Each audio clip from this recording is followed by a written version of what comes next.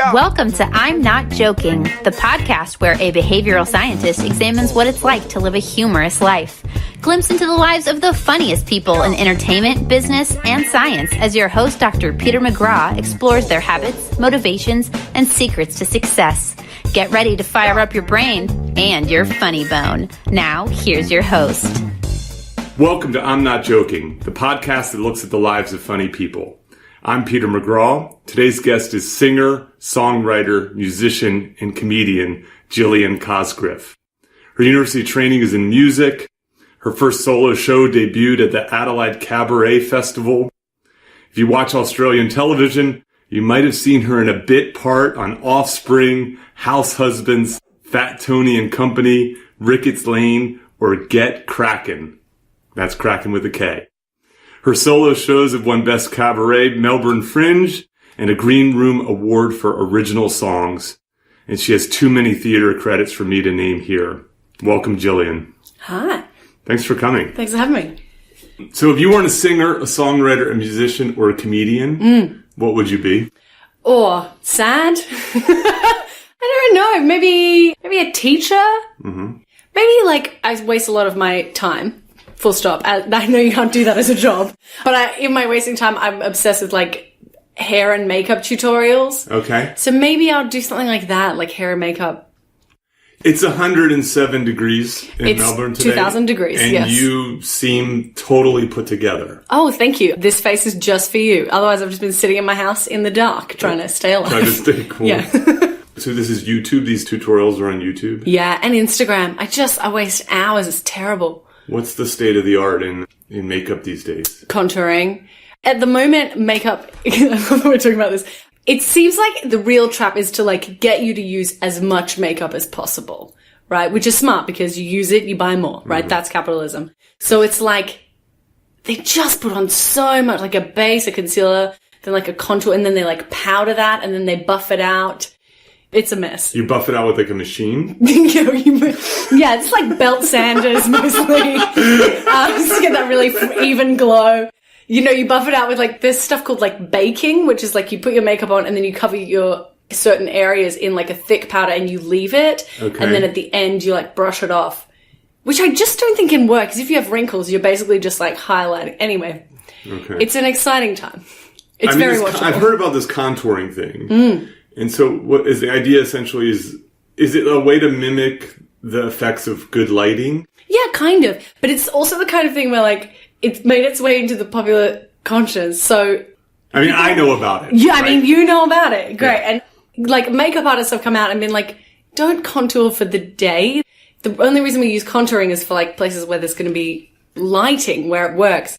Basically the idea is that you use dark colors to make things recede and light colors to bring things forward. Okay. So this way you always contour with a sharp line under the cheekbone because it sucks it in and then it comes from drag as well. I'm watching a lot of Drag Race also. No? No.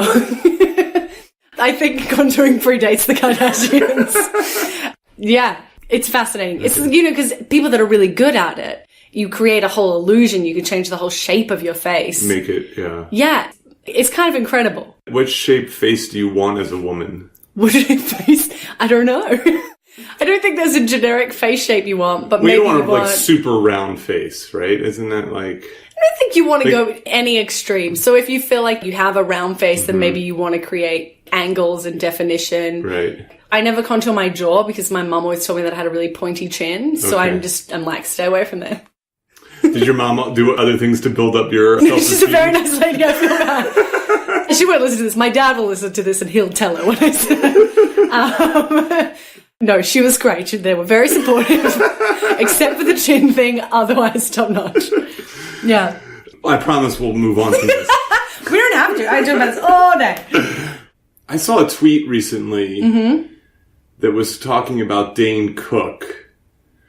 I wish I could remember who tweeted. If I can remember, I'll put it in the exhibits for this podcast, but was pointing out how women comedians are often obsessive about how they dress and how they look on stage and trying to balance looking good with their comedy and so on. And then this tweeter pointed out that Dane Cook did a special in a tank top and cargo pants or something like that. he clearly did not care at all what he looked like on stage. What he wore was an afterthought, clearly. Do you find yourself in that, feeling that kind of tension as a performer? It's a hard thing to avoid. I don't know, because then you also have the opposite end of the scale with, male comedians. You have people like Russell Brand or Tim Minchin or Noel Fielding who have created this very specific aesthetic that's their look. Much like men, all women are different. Yeah, it's a tricky thing. I also come from sort of the cabaret world as well. So cabaret is all about it's not all about, but a lot of the time it's like sequins and lycra and feathers, and it's kind of ridiculous and camp. And I kind of love that element of it. So for me, dressing up is really fun for the show. But then sometimes I'll do touring. Last year I did a regional tour. I was the only woman on the lineup, and we were in this very small outback town. The minute we drove in, I was like, oh, the women here are either someone's mum or they're strippers. There are pubs on every corner that kind of signify that.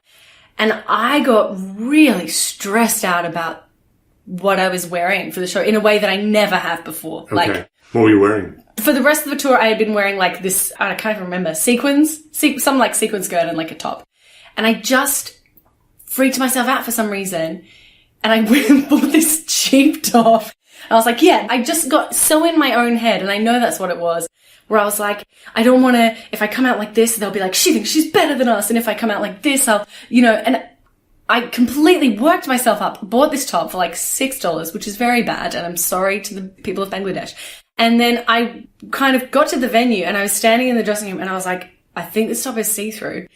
And I don't know who I can ask because this tour group is all, and they were all great guys. And I ended up going up to our stage manager and I was like, hey man, I think this top might be see-through. Can you just see if you can see through it? I was like, while I do my sound check, can you just have a look? And he's like, yeah. And I thought he was going to be discreet about it. And he went, guys, can we just get the spotlight on Jill? She's just a bit worried that her top's going to see through. And all these men in this venue turned, and suddenly I was just there, and they're all looking at my breasts. And then eventually one of them went, nah, I reckon it's fine. And I was like, what? Why did I do this to myself?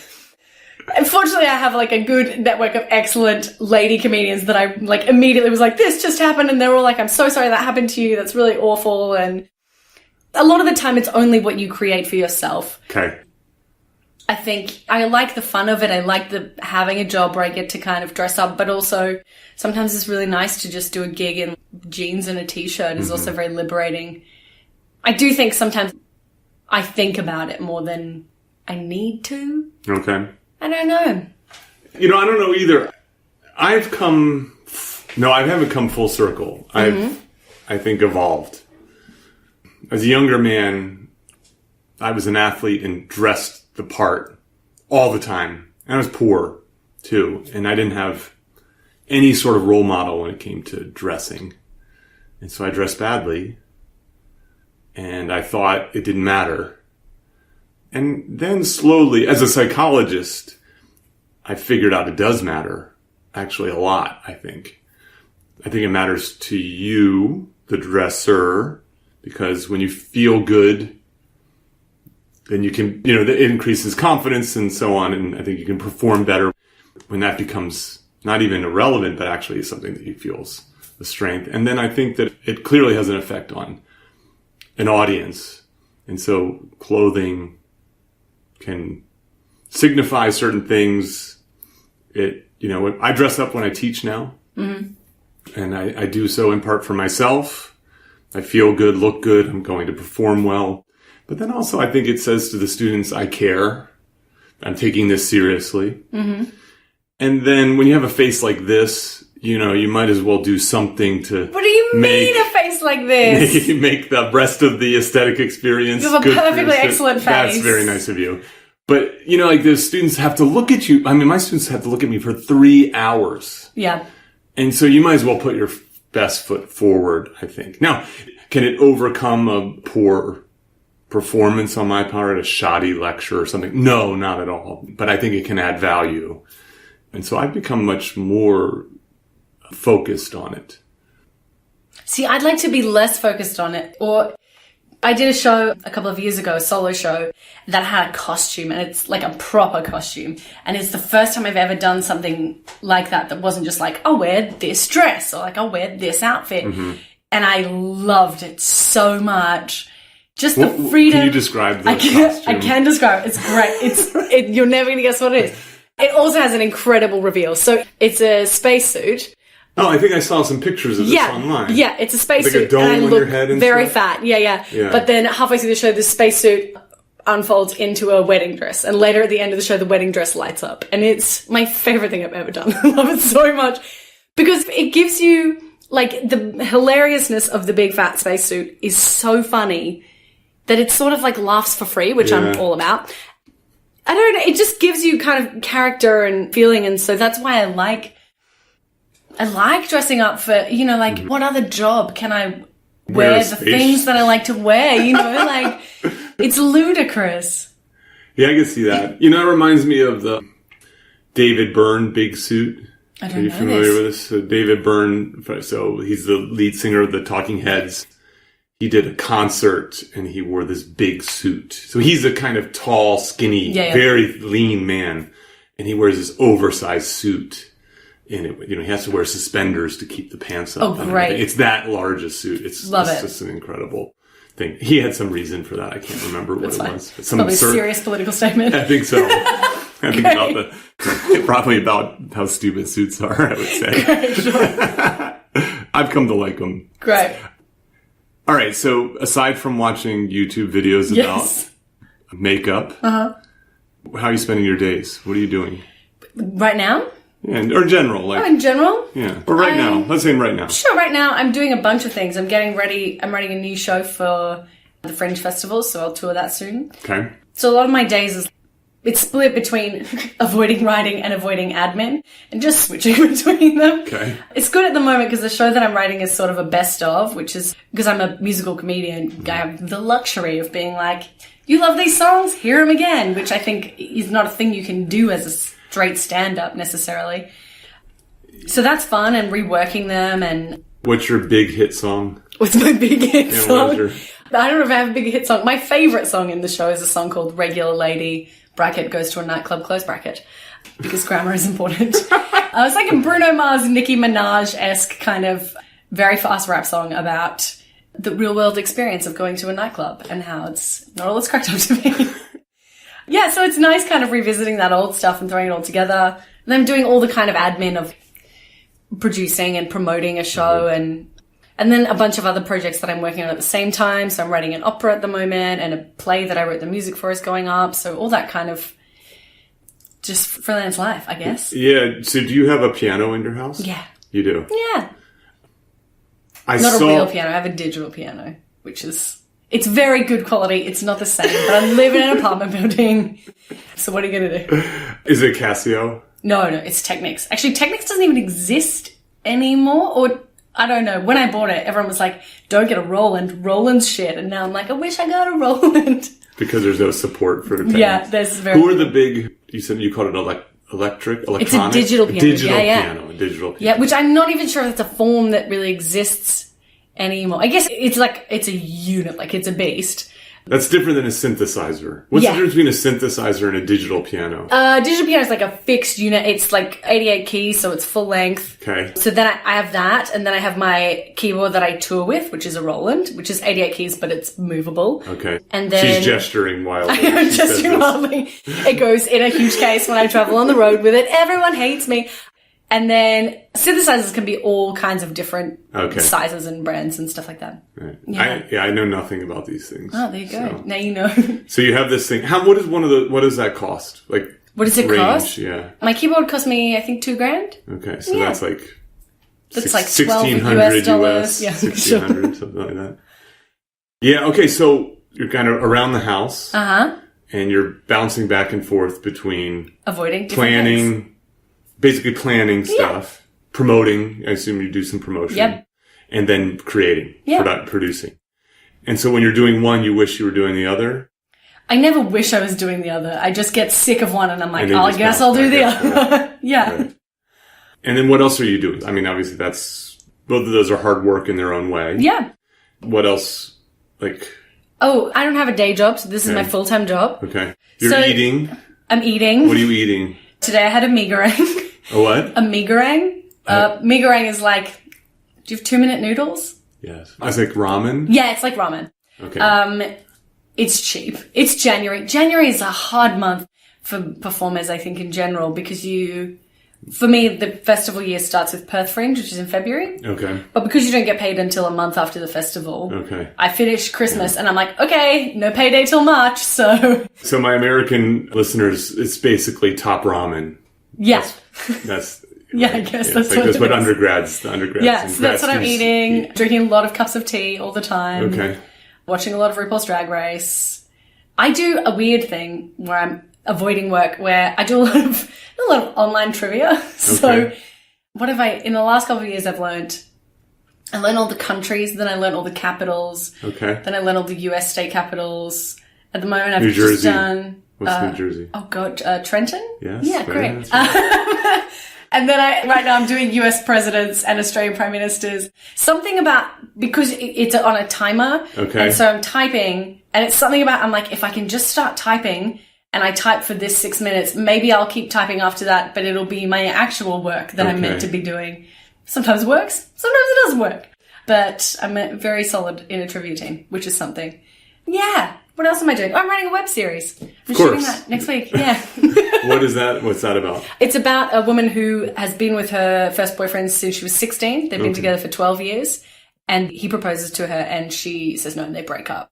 And so it's sort of about, it's a bit fish out of water. And in terms of the last, I guess, 12-year period, or even in the last 5 years, the space of dating and relationships has changed so much with the advent of dating apps and things like that. Mm-hmm. And then just also the feeling of being single in your late 20s, early 30s.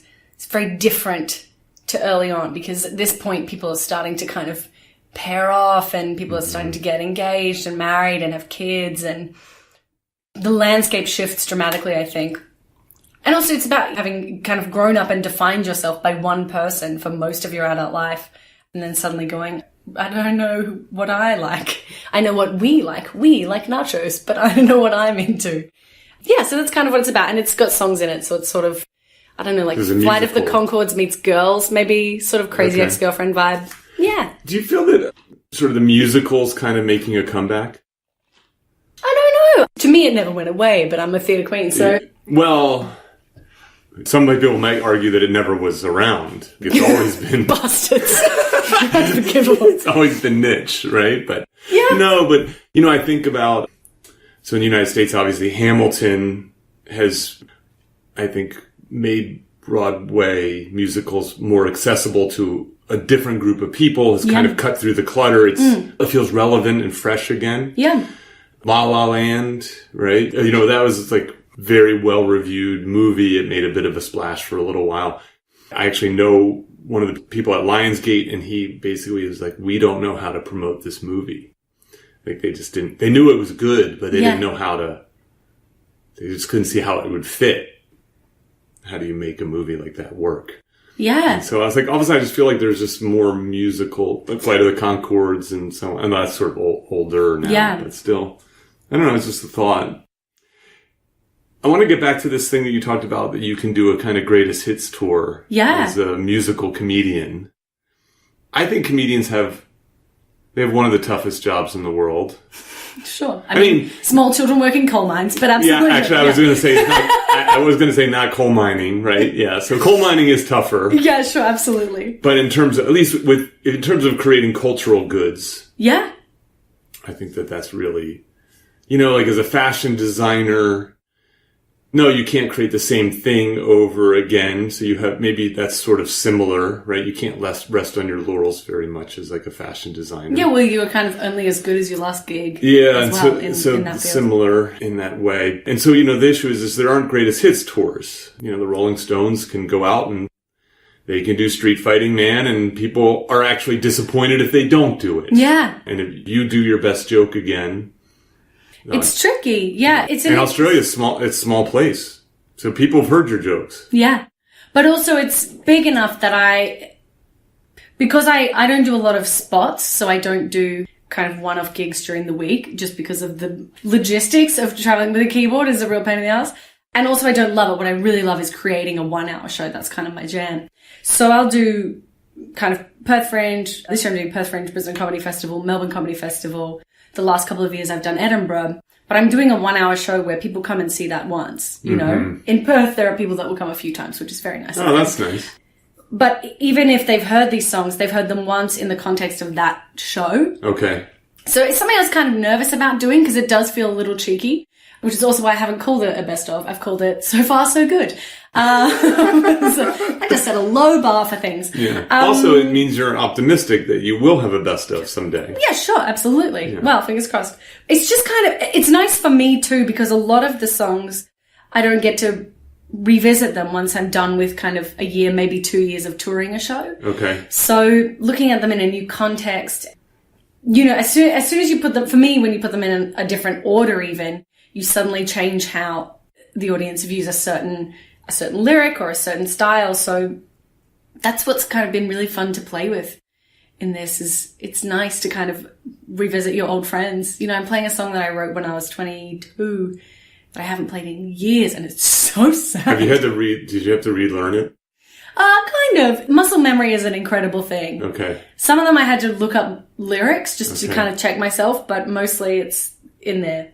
If I ever get a brain injury, I'm stuffed. I've got no job. I started wearing a bike helmet because I came to the conclusion that my most important asset is my brain. Wait, you don't have to wear a helmet? In the United States? No, you know how the United States are. Yeah, sure. They're like, some things are just, crazy things are okay. Yeah. You know. And then other small things are forbidden. Exactly. Yeah, great. Yeah. Far out. So you have to actually be sort of smart about that.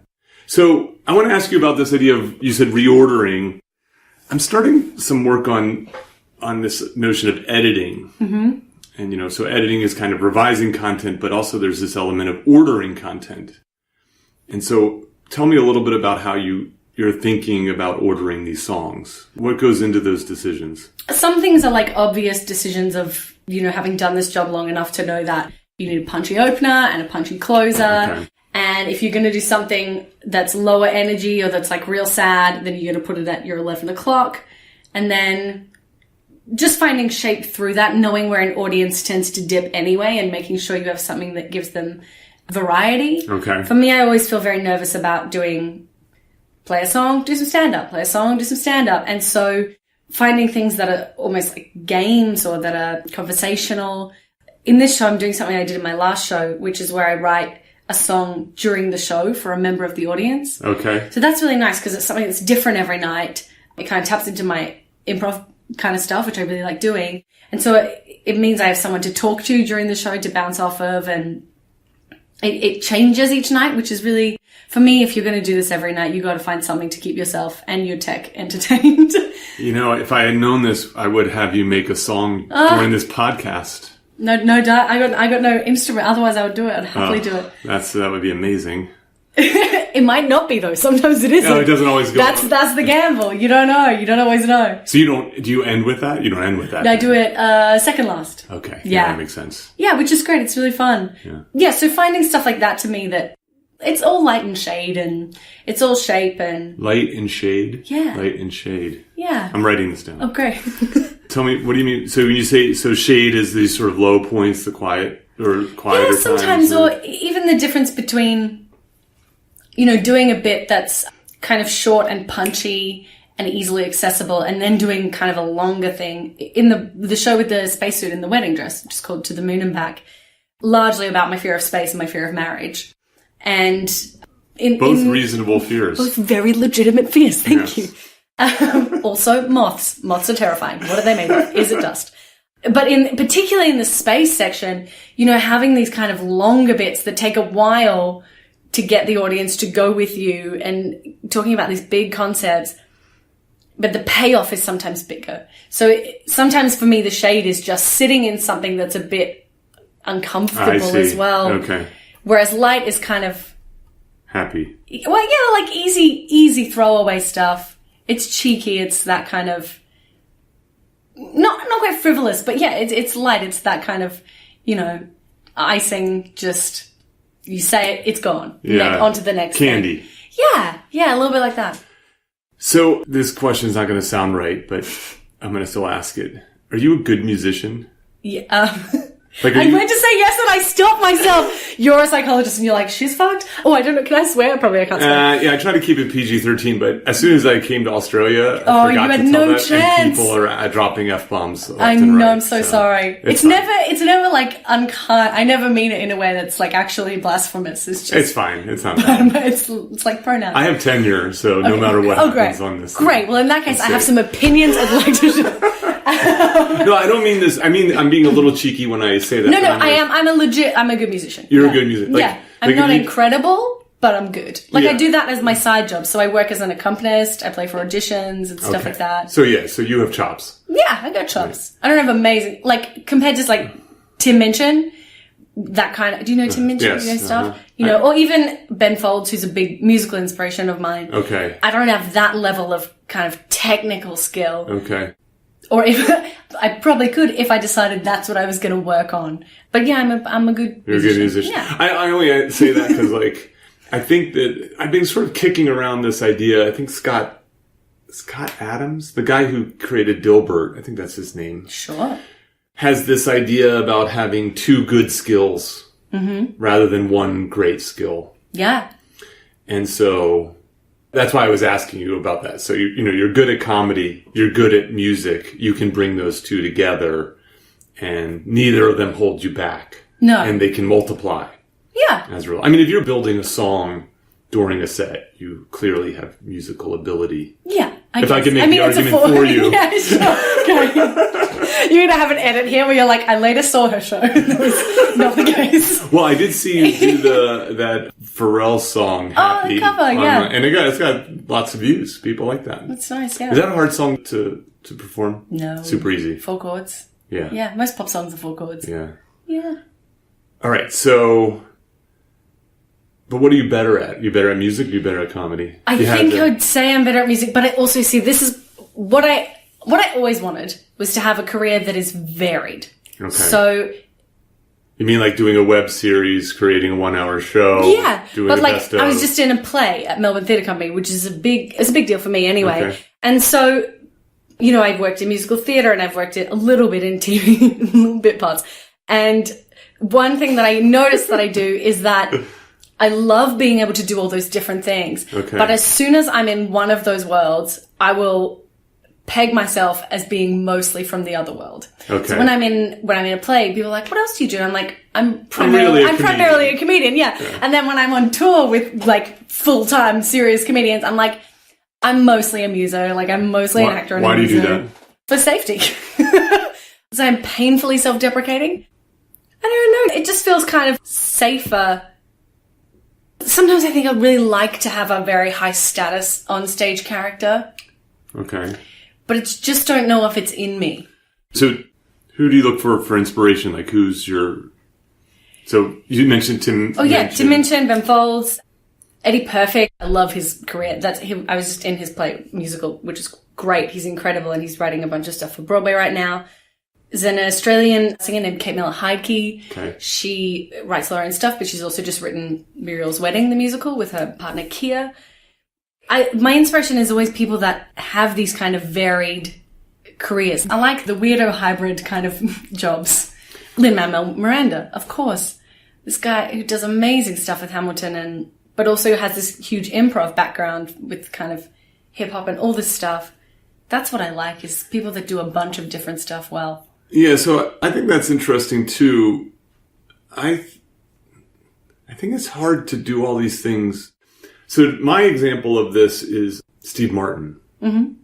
But I think Steve Martin, he's become kind of a Renaissance person linearly.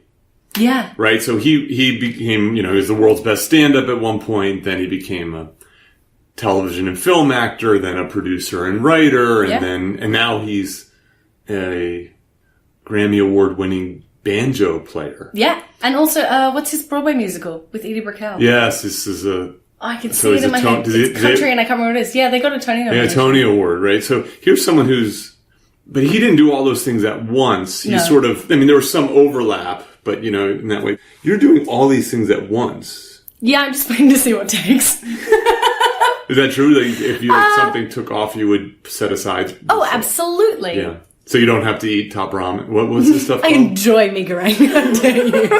It's only for January. I'll be fine. Come March, I'll be getting, I don't know, what, pot noodles, the fancy one, whatever it is. I don't know. Yeah, that's an interesting point. I think a lot of these other people have... You always have all these different interests, you know? So for me, it's wanting to do a lot of different things and just sort of ticking them off as they happen, which is nice. It does also mean that the number of times I kind of go, you know, have I spread myself too thin? Should I be, you know, should I have started 10 years ago focusing on just this one thing?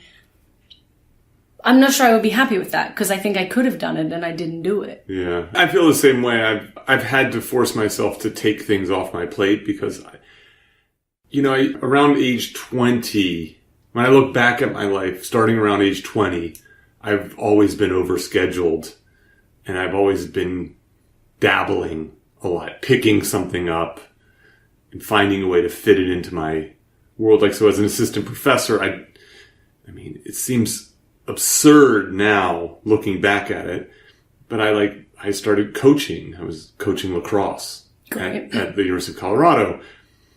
So maybe at the most critical time in someone's career, right, where you're basically your career's hanging in the balance, where if you get tenure, you know, it's like being made in the mafia. If you don't get tenure, you've got to move. You've got to go somewhere else and you lose all this choice and security in your life. And I decide I'm going to coach on the side for free. Yeah. You know, and I mean, it was fulfilling and it was challenging and I enjoyed the camaraderie and I liked being outside and I liked how distracting it was. Yeah. So I get it. I get that. You got tenure. I did get tenure, yes. Do you keep coaching? You know, I actually decided, I made a purposeful, the other thing that I do is I'm very purposeful in closing chapters in my life, whether it be areas of research that I do. I'm like, this is my last paper. I'm not going to do any more work on this. I'm going to stop doing it. When it comes to athletics, I'm no longer going to play lacrosse. The injuries were too much. And I was going to start working on the humor research very seriously. And I knew that I couldn't do it. That's such a funny sentence. I'm sorry, you must get that all the time. And so I knew that I couldn't it would have been too much. Yeah. Physically, mentally, emotionally. And so I wanted to be committed to this new thing, which I was layering on top, as I normally do. Yeah. And so I retired. Sure. But also, that's a full-time thing. And I don't think that any of the things that I'm doing are a full-time thing yet, you know? And I don't think I could live on just one of them. Even, you know, in terms of theatre and musical theatre in Australia, even if I wanted to audition for every show that happens here, that would be maybe 10 auditions in a year, maybe 15. And so it's an interesting thing. I studied musical theatre, and so people come out wanting to only do that. So you have maybe 6 big musical tour auditions. If you get one, you might have a job for 2 years. You might, if you're in something like Cats, where you tour Asia Pacific region, you might be in it for 5 or 6 years. I know a lot of people that have bought a house from being in Cats. But then if you don't get any of those jobs, you don't have anything. Yeah. And so to me, the freedom to create my own work and to, in the last kind of year and into this year, I'm starting to do a lot more collaborative stuff, which is what the opera is about, which is what the play is about.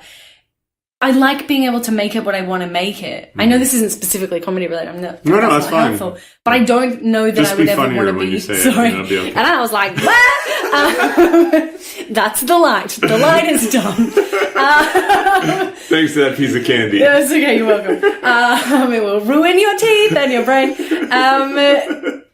Yeah, for me, variety is the spice of life. Yeah. It's dumb, but sayings are sayings because they're true. So yeah, I'm puzzling over it. Yeah, I don't have if people ask me their advice, I would say specialize. But then they would say, well, Pete, you seem like you're pretty bad at specializing. And I would say, yeah, because I get bored easily. I also find that it's often hard to know how something's going to pay off. So I created a comedy game show. Mm-hmm. That I host and cast and produce and help write and so on. And every time I do it, I regret it in terms of the time and effort. Yeah. But every time it goes off, it's like one of the most incredible things that I do. Yeah. And now it's informed the research, and it's hard to know exactly how to do it. And I guess the issue is well, what is your goals, right? That's a good way to think about it. All right. So I want to ask you about what is it that you're reading, watching, or listening to that really stands out to you? Not just is good, but you're just like, whoa. That is a great question. I am listening to a ton of podcasts. Okay. I'm always listening to a ton of podcasts. What are you liking the most? I'm listening to The Guilty Feminist every week. I just love it. Okay. It's this British-Australian comedian, Deborah Frances-White. Excellent guests, excellent topics, always funny, always insightful. It's just top-notch. I'm watching... Look, I really am watching a lot of RuPaul's Drag Race. I've watched nearly all of it. Okay. Why? Because it's so compelling. It's really fascinating Is this like I'm sorry. No, it's okay. I just assume that everyone knows about it. You know who RuPaul is? Yes. Yeah, yes. great. Supermodel of the world. I guess it's a reality TV show where drag queens compete to be named the drag superstar of the world. Okay, I should have guessed that. Yeah, it's okay. You're not to blame. Just go home and immediately watch it. Start with season 5. It's just kind of incredible because the level of theatricality of drag is above and beyond any other art form, I think. But then you see the queens kind of in the room and they talk about stuff that's happened in their lives that you're kind of like, that's a really full-on thing. And one of them will bring up something and the number that will go, oh yeah, me too. Yeah, I think it's fascinating. I can't stop watching it. And I don't care that it's kind of, it is reality TV and it's very watchable, but it's just great. It's just great characters, great high stakes, and also it doesn't take itself too seriously, and it always comes from a very positive place. So it's such a good reinforcement when you're like on the road, you're in some shitty hotel, and you're just like, hello friends, let us spend some time together. It sounds like it has that light and shade element to it. It does. And literally, that's where I learned most of my contouring. Always love for drag queens. If you ever find yourself in LA, you should go to Hamburger Mary's in West Hollywood. In All Stars Season 1, they have a challenge there. They do. Yeah. So Hamburger Mary's, for listeners, has drag queen bingo a couple nights a week, like Tuesdays and Sundays or something like that. Yeah. I actually know about this. I've been there a couple times. Heaven. It's really fun. It's great. It's incredibly fun. What else? I'm rewatching Fleabag by Phoebe Waller-Bridge. Okay. It's a British series. I've heard about this. Next level. And her other show, Crashing, which is also great. She's just great. The writing is really good and really smart and very funny and a lot of light and shade. There's a very heavy subject matter in Fleabag that I won't spoil. I'm watching that for like the 3rd time now. I just love it. I watch a lot of television. Do you do that for inspiration? You do that to cope? You do that? It's a little of both, yeah. Because you're, on planes or you're in hotels a lot of the time touring. It's nice to just have something to fang on. Yeah, that's what I do. I just read, this is so nerdy. I just read the Hamilton, like the Hamilton book. I got given it for Christmas. It just blew my mind. Why so? It's just incredible because it takes Lin-Manuel Miranda, firstly, he's so smart. He 100% deserves his MacArthur Genius Grant.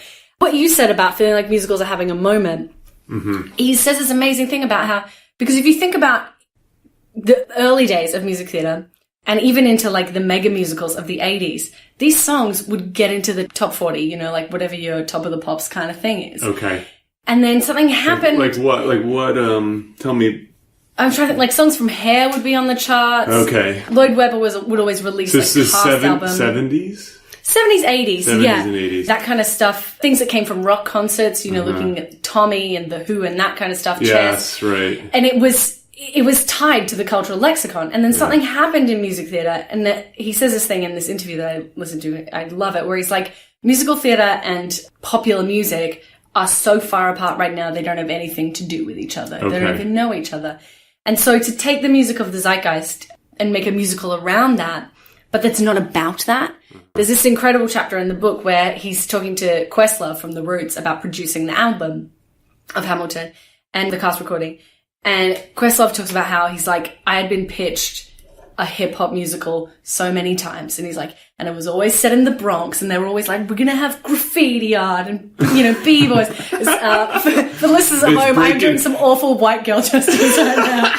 It's a break into Electric Boogaloo for Broadway. He says this great thing where he's like, Hamilton is the first time where hip-hop was pitched to me as the form, but not the content. Uh-huh. I see, yes. And so I'm obsessed with that. It's a great book. It's so good. Yeah, that sounds really interesting. I don't know a lot about this kind of stuff, but this idea of the rock operas, right? Styx and Queen even has, you can see the influence in their work and so on. And then I guess nowadays, I don't have children, but even I couldn't escape Frozen. Yeah, sure. Right? So even the music in movies, right, these has picked up, I think. Yeah, but also Frozen is written by, is it Robert Lopez and Kristen Anderson Lopez? I think that's their names. Don't quote me on that. But they wrote Avenue Q. Okay. Which is a huge Broadway hit, which is very funny. So, yeah, it's interesting to me to see people kind of bringing comedy and bringing the kind of, I don't know, modern vernacular, which is a very archaic sounding phrase for something that is literally now, into that world. That's what's really interesting to me is making it relevant. I have two more questions for you. Of course. So, what makes music funny? Like, how do you use music to create comedy? Sure. It's two different things. Sometimes I'm writing a song and the subject matter is funny, so it doesn't matter about the music if it's very wordy. Okay. Whereas... What's an example of that? It's okay to sing in here. I'm recording a song next weekend for the web series, which is basically all set up punchline. So it's like this woman, she's about to break up with this guy, and it's a sort of a dream sequence. Anyway, that's not relevant. She's basically saying, this has gone on for too long, so I've written you like a choose your own breakup song. So you can pick any of these lines, they all have the same outcome. Okay. And so all the things set up punchlines. So they're all stuff like, I still love you, but more like a brother. I still want to be friends with your mother. And so it's that kind of ba-da-ba-da, ba-da-ba-da. Okay. So musically, you're leaving just enough space at the end of a line for a laugh so you don't cover any important information for the next line. Okay. It's something that you kind of have to do. Sure, yeah. And you get things where... Do you build a bridge after your big laughs? Sometimes, yeah. Like, there's like one song where I'm like, there's literally a spot where it's a song about inspirational quotes on Facebook, and it says, oh God, what am I? I'm literally trying to play an A-flat chord now for those listening. Inspirational quotes are not always where it's at, even if they're printed on a picture of a really cute kitty cat. And just because that cat says fairy tales come true, remember cats lick their own assholes and they don't give a shit about you. And then there's space there, depending on the audience, to do a 2-bar or a 4-bar fill. Maybe it's a rager. Maybe I'll do 6. Maybe they're clapping a standing. Yeah, like, and I'm like, I don't want to cover the next. I want to really lap this up. And there's also, like, the glorious mess that is misjudging that. And then just sitting there being like, I'm still playing it. No one is laughing. Next verse. There's a lot of, like, push and pull of how into this are you. And then there's songs where the style of the song, so like Regular Lady, which is the party anthem that I talked about, is written to sound like a nightclub party anthem. So it's all laptop samples. I do it with a track instead of playing it live. And so the style of it is very funny, as well as the words in the song. Repetition is a very funny thing. I have a whole song that's literally about how catchy the song is and how it will be stuck in your head later. Okay, yeah. It's it's light. It's candy. So there's all that kind of stuff to play with. And also, it's very easy to be earnest musically, which is just one of my favorite things is just to open a song and to feel the audience going, oh no, she's singing about this. Oh, I hate it. And then just to give it the twist. Then they go, it's funny. We don't hate her. It's okay. Yeah. So that kind of stuff. There's so much you can play with where it creates a mood in and of itself because music is so emotive.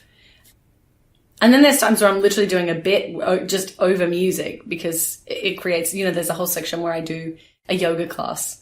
And so that's just got some peaceful, reflective music in the background to talk over. It just gives you a little something extra that I like. So I'm going to add another question. Sure. So is it more fun to do comedy with music than it is to just do comedy? I don't know, because sometimes I really love just doing, banging out some solid stand-up. Is that as right? well. Yeah. Because also this is based on my own personal hang-ups. I like that, banging out some solid stand-up. Just Just bang it out, man. Don't worry. Just fang it up there. Fang is not a swear word for anyone else listening. It really isn't. It just sounds dirty. There's something very satisfying to me as someone who comes from a musical background. It took me a long time to be kind of brave enough to even call myself a comedian. Mm-hmm. That if I, I felt like in my last show, in the Moon show, the space show, I wrote some stand-up in it that I was just like, this is going to work almost all the time. Okay. And just regardless of audience. Yeah. And then I went to Edinburgh and I was wrong. I fixed it. We got there. But just the comfort of like a good bit of stand-up, it's like conducting. It's like standing there and going, and I'm saying this, and there's a little groundswell, and then I'm going to build you to here, and there's silence, and then here's the kicker, and here's a solid laugh for this long, and then I'm going to give you a little throwaway tag on the end of it, and maybe that'll get an applause break. Like, to me, it's the music of the stand-up can be so intoxicating when it's good. Okay. You just sit in it and you just go, great, I do. In my brain, I'm like, you do these 4 bars to here, or you do this paragraph, and then this happens. And when it's right, it's just the best thing in the world. I like both. I like them both. That's great. Yeah. Why choose? Well, exactly. Why choose? Okay, last question. Go. What is the secret to success that everybody knows? You're already laughing. Everybody knows, but they can't do it. I don't... I'm having a small panic attack on the inside. What is the secret to success? Everybody knows, but no one can do it. Do it. Is this a riddle? No. It says what do you think? There's no right answers. What is the secret to success that everybody knows, but they not everybody knows, but you can cut out the everybody knows. What's the obvious secret to success? Oh gosh. But clearly not everybody's successful. I think maybe just care less about success might be the trick. You have talked about lowering expectations a number of times. It's real bad, yeah. Is that a problem for you? Oh, yeah. Are you psychoanalyzing me? Yeah, it kind of is. You talked about lowering the bar when you're doing theater. You say, I'm a comedian. Oh, yeah. Why? What's going on there? It's just safer. I don't like people to... I would rather come in and be like, guys, I'm going to do a thing. I don't know if it's going to work. And then do it and smash it is such a satisfying feeling. I like not the pressure of coming out and going, I'm amazing. You're welcome. Uh-huh. And then being like, I have to back this up. Right. Yeah, for me, it removes a level of pressure that I already have put on myself, but it just goes, well, I'm not going to let any other people put this on me. Okay. Yeah, I think that's the secret. If you could care less about success, you'd get it much easier. I think there is something to that idea. This is starting to come, what you just said is starting to come up. This idea that creative people in some ways have to stop caring what other people think in order to create something that other people think is magnificent. And also, one of the greatest things I ever read, it's this quote from Agnes DeMille. She's talking to Martha Graham. No, the other way around. Agnes DeMille had just choreographed Oklahoma. Okay. I'm talking a lot about... I'm not usually this music theatre oriented as happening. I'm also wearing a feather boa. I'm not. About how there is no satisfaction artistically. There's just not any. So stop chasing. She's talking about... I'm paraphrasing terribly, but... Basically, Agnes DeMille had choreographed something that she loved, that she thought was like artistically brilliant and worthy, and not that many people were into it. And then she choreographed Oklahoma, which was this huge commercial success, and she was like, and this is terrible. I'm sure Agnes DeMille never went, If she did it with like a full develope above her head. It's this bizarre thing, too, of kind of, you set your own standards, but then other people get to decide how they feel about your standards and your work. And, for me, when I decided to do the best of, I was like, hey, internet friends, what would you like to be in this show? Mm-hmm. And there was one song that people kept coming up with, and I was like, I don't love it. I really don't love it. Yeah, I don't think it's so good. Your audience wants it. I know. So it's, there's no satisfaction. And also this thing of like, that's very helpful to me is remember when the thing that you wanted was the thing that you currently have. Okay. It's very helpful. Like for a long time, my goal was like, I see what you mean. All I want is for this to be my full-time job and to not have another job. And now it is my full-time job. Right. You know, there's actually one of my very good friends and co-authors has done work on wanting what you have versus having what you want. Yeah. And also, but not letting that feel like settling is very difficult. Yeah. I think. Say that again. So wanting the thing, remember the time when you wanted what you have now. The time you wanted what you have now. Yeah. You know, adaptation is this amazing thing, right? It's really good for us when bad things happen, right? We're not still upset about being 14 years old. Yeah. Right? Very difficult time. I still am. I've got some I'm sure that'll be in a web series. After school special. Yeah, great. Does Australia have after school specials? I don't know. What is an after school special? I mean, I get it's like the this premise, old US thing. Like, yeah. You know, it was meant for, like, it was about the challenges of being a kid. Oh, no, we did not have that. Oh, yeah. I would have loved that. Yeah, they're pretty awful typically, but okay. Yeah. All right. You know, you get over these things. You adapt to them. Yeah. You know, life changes. Your hair turns gray, and it's no longer as upsetting as it was when it first happened.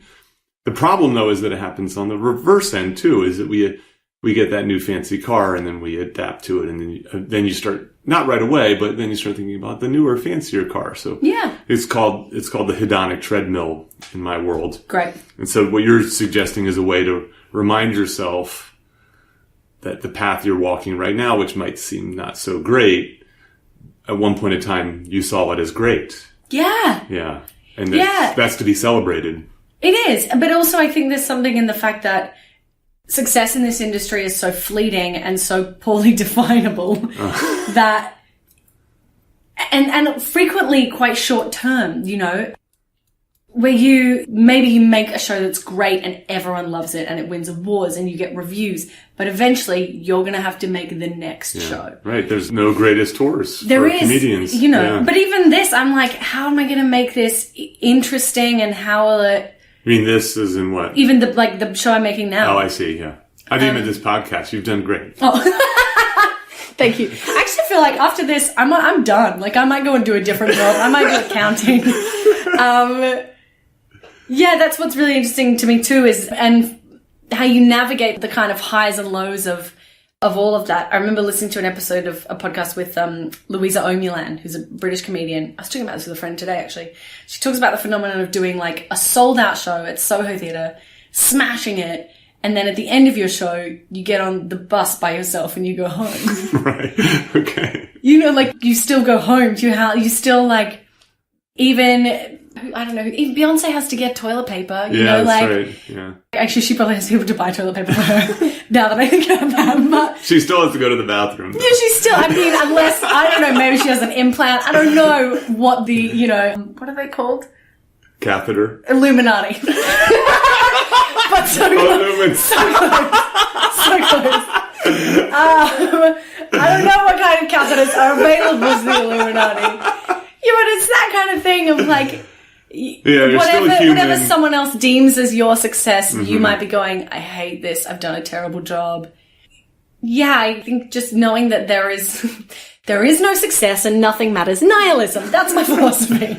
The way I've tried to think about this is to try to be focused on the process of creating. Mm-hmm. If you can come to enjoys is not exactly the right word, but if you can come to appreciate the creation element to it. Yeah.